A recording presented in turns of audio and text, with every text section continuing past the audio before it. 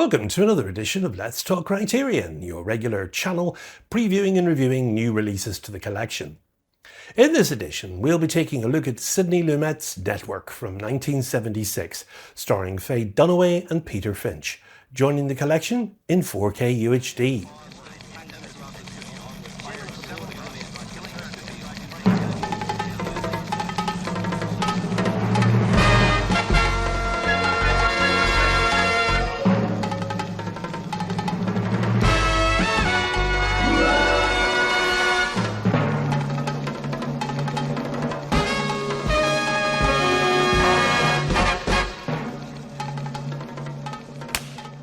Network released in 1976 and captured the way America was feeling at the time, with its disposable television being served up by the main networks, as well as the recent events that had taken place with Nixon and the whole Watergate affair, also covered in the brilliant film that was released the same year, All the President's Men.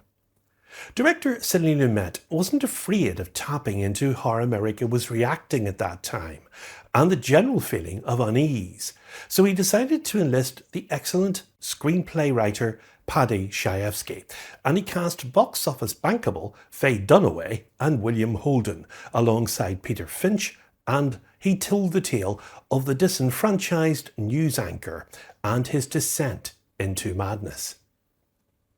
Now, Network was produced by Metro-Goldwyn-Mayer and it was released by United Artists Pictures in November of 1976. Now, that made it eligible for awards consideration. It received 10 awards nominations for Oscars and won 4. That's Best Actress for Faye Dunaway, Best Actor for Peter Finch, more on that later, Best Supporting Actress for Beatrice Straight, and Best Original Screenplay given to Paddy Chayefsky himself. The film came only 2 years after the first on-screen suicide on television. Now, that was news reporter Christine Chubbuck in Sarasota, Florida.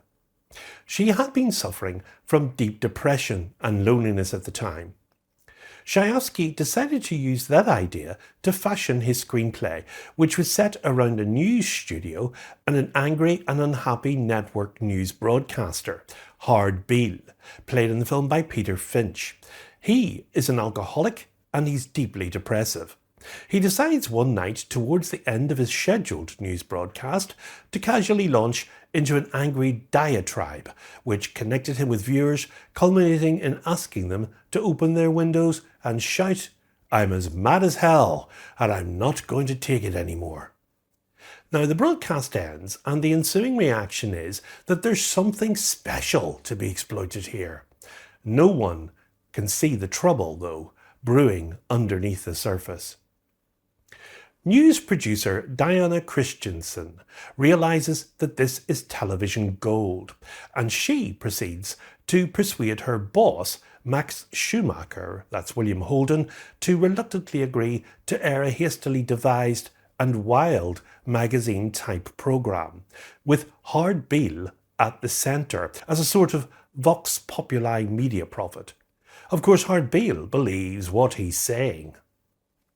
Producers were worried that Peter Finch, a British-Australian actor, wouldn't be well known enough to carry the role, but he very easily proved them wrong, and although he sadly died in 1977, he was awarded the Best Actor Oscar posthumously. Now, in this very way, Network is a film of bewildering disillusionment in the world that's full of crisis and absence of reason, and maybe even God. Howard's a voice to all those absurdities, and when he calls bullshit, he turns the heads of the entire country. It blows up, but as any publicity is good publicity, Diana Christensen convinces her boss to keep the mad prophet on. She positions Howard Beale as a prescient, even messianic figure, calling out the hypocrisies of the age. Her boss openly objects. "We're talking about putting a manifestly irresponsible man on television." To which Dunaway promptly nods her head in response. Maybe she's a bit crazy too in her own right. Now, when this fad keeps on going, and he's now got people yelling out of their windows or at their television sets, or sending their grievances directly to the White House, Christensen is complaining that he's too irascible. He's not apocalyptic enough. Now, in spite of the ludicrous nature of it all, the results speak for themselves. And soon, Howard Beale's antics have landed him 4th in the Nielsen ratings, surpassed only by the $6 million Man, All in the Family, and Phyllis. Frank Hackett, now that's the TV executive played in the film by Robert Duvall, is deliriously happy about the success and becomes power hungry as a result. But as Beale's sole friend still kicking, that's Schumacher, can't help but feel Howard is being used, even as he himself gets involved with Diana. She harboured a girlish crush on him while she was in college. The film's trajectory seems all but predestined now. The fad of Howard Beale begins to wane and ratings go down. Max Schumacher's job and then his marriage go down the tubes as well, all because of Diana. For her part, Diana is so completely consumed by her work that everything, even her personal life, works in scripts. Now, as a satire of the medium that we know as television, network certainly has few equals. Chayefsky spends a good spell of time orating off his soapbox. He's done that in many of his screenplays in the past. The ideas are certainly there, and the words are coming from voices and we're taking them in. And they are spiced up with rhetoric and with wit. If anything, one can marvel at his work even when it doesn't take. It still bears his mark.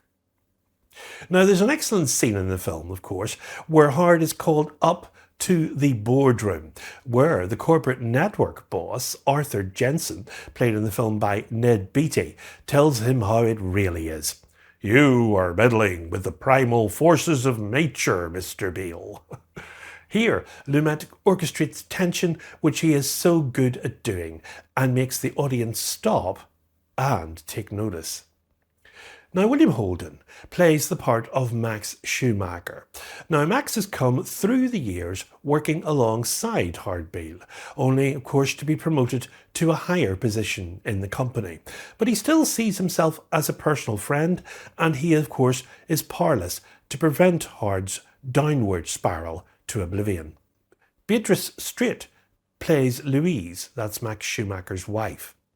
Now, the one thing about network that is still harrowing today is the mere implications. Television was being considered an institution, systematically destroying everything it touched through its manipulation and backstabbing industry practices. It only exasperates the situation by breeding a public that's both vacuous and apathetic. There's no call for human decency anymore. There are no true glory days. People are depressed, lonely, bitter and helpless, and if all that came to pass, theoretically, because of a box sitting in the family's living room, 21 inches in size, that could be turned off and had bad reception more often than not. Well, what is the internet doing to us now? Now, we're in constant interface, of course, with our devices, especially with social media, warning for our attention and promising us comfort and convenience. Meanwhile, our ghost machines are sucking us dry. We're shells of human beings. There are some figures in network that are dislikable, played most convincingly, of course, by Robert Duvall and, as I mentioned earlier, Ned Beatty. They seem opportunistic, crass and merciless. But most everyone else of note you can feel somewhat sorry for. The Max Schumachers, for instance, the Diana Christensens, and of course the Howard Beales. What did we do to deserve this madness? Now, I won't give away what becomes of Howard Beale. Suffice to say, it's an example of how a format, when it starts to lose its ratings, can take a rather bewildering turn. Lumet recalled that Paddy Chayefsky was usually on the set during filming and sometimes offered advice about how certain scenes should be played. Lumet allowed that his old friend had the better comic instincts of the two. Peter Finch, who had suffered from heart problems for many years before he was cast in the film, became physically and psychologically exhausted by playing Hard Bill. Now, Network comes to the Criterion collection as a 4K UHD and Blu-ray combo. The film, of course, is on the 4K disc, and also on the Blu-ray we have the film and these special features. A new 4K digital restoration with uncompressed mono soundtrack. One 4K UHD disc of the film presented in Dolby Vision HDR. Audio commentary featuring director Sidney Lumet.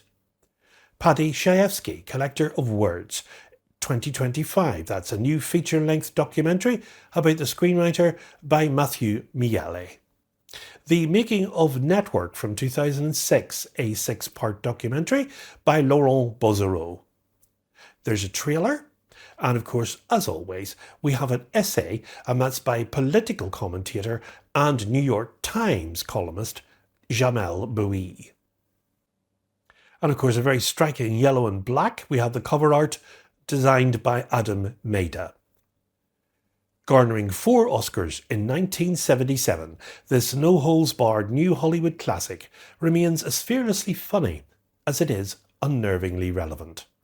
Network has a running time of 121 minutes, it's in a 1:85:1 aspect ratio, and it releases in the collection on Tuesday the 24th of February in the US as Spine 1300. And I have to bring the sad news that the actor featured in Network that I mentioned, Robert Duvall, sadly passed away at the age of 95 in the Plains, Virginia. Robert Duvall was a consummate performer. He started in theatre at the Gateway Playhouse in 1952, playing the pilot in The Laughter in the Stars. His film work included To Kill a Mockingbird, where he was cast as Boo Radley. He went on to appear in Captain Newman MD and The Rain People before being cast as Major Frank Burns in Robert Altman's MASH in 1970, and the title role in George Lucas's THX 1138. But he's best remembered, of course, for his major role in Francis Ford Coppola's The Godfather and The Godfather Part 2. And he also played Lieutenant Colonel Kilgore in Apocalypse Now. And of course we all remember that iconic scene where he recounts his love of napalm. He was awarded a National Medal of Arts by President George W. Bush, and in 2014 he starred in The Judge alongside Robert Downey Jr. In 2018 he appeared in the Steve McQueen heist thriller Widows as corrupt power broker, and also appeared in 2022 Netflix films Hustle and The Pale Blue Eye. Of course, there are far too many films to list throughout his career, but he will be sadly missed by his colleagues in the industry. Next time on Let's Talk Criterion, we'll be taking a look at the Joel Coen film from 2001. That's The Man Who Wasn't There, starring Billy Bob Thornton as a disaffected barber in California in the 1940s, coming to the collection in 4K UHD. So until then, from me, as always, it's goodbye, and above all, good Criterion viewing.